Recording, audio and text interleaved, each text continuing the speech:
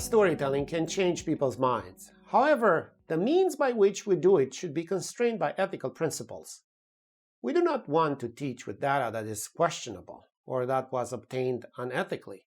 And we do not want to persuade people for the wrong reasons or with ulterior motives. In a way, the Hippocratic oath of first do no harm should also apply to data research. While most people would readily agree that no research is worth harming or endangering others, the line between ethical and non-ethical research is not always as clear. Let's dive into a story to illustrate this point. In 2012, researchers working at Facebook decided to conduct an experiment to see how Facebook content affects people's likelihood to post negative and positive messages. The goal was noble: reduce negativity and increase positivity on social media, while maintaining engagement. Facebook researchers selected 700,000 users and, for a week, showed them a preponderance of either negative or positive posts on their timeline. The study found that users whose feeds were dominated by negative messages were more likely to post negative messages themselves. Similarly, a person who sees mostly positive messages would end up posting more positive content.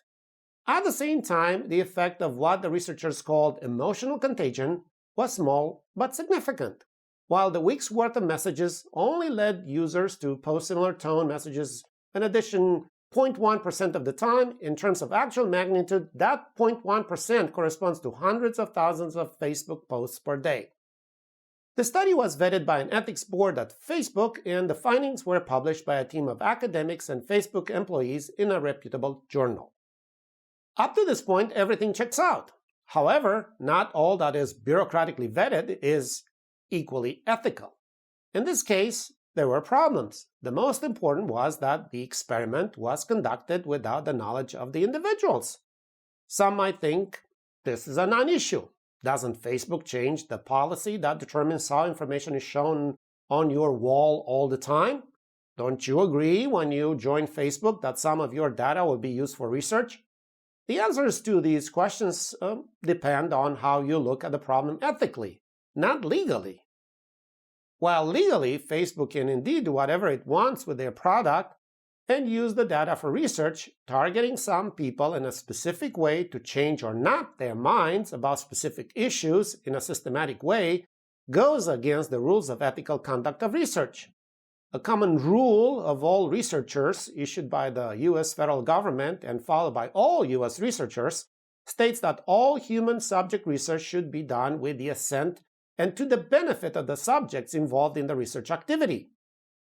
This is not a matter of business process, but of ethical responsibility for the researchers working both in academia and private industry.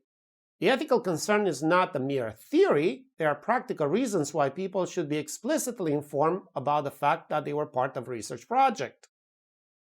There is the danger that by manipulating people's minds, we can instill some extreme reactions. What if a deeply depressed person was inadvertently subjected to a large quantity of negative information, which could become the proverbial last straw to break the camel's back, leading to, let's say, suicide? As hypothetical as it sounds, the world is wide and susceptibility to messages variable. And finally, how could Facebook and the research team tell and prove to the participants that their participation would benefit them and not only Facebook's business model? This incident reveals that the ethics of using social media data to tell research stories is not a trivial matter. In your future work, you should always keep in mind that ethics should be a core concern when designing your data collection and analysis process, and not that which is legal or politically expedient is ethical.